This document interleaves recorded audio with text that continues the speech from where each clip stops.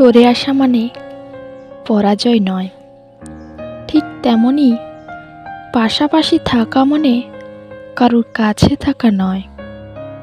যখন তুমি নিজেকে সরাতে পুরোপুরিভাবে সক্ষম হবে, তখন তুমি দেখবে তুমি আর সেই আগের মানুষটা নেই। প্রচণ্ড ব্যথায় কষ্টে নিজেকে পাল্টে নিতে সক্ষম হয়েছ।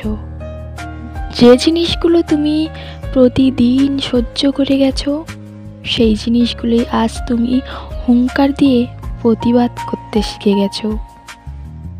না বলা যে কথাগুলো ছিল, যে কথাগুলো নিজেকে ক্ষতবিক্ষত করেছিল বহুদিন, সেই কথাগুলো এখন তুমি বলতে পেরেছো। এই তুমি নিজেই কথা কাটাকাটির থেকে নীরবতাটাকেই বেছে নেবে।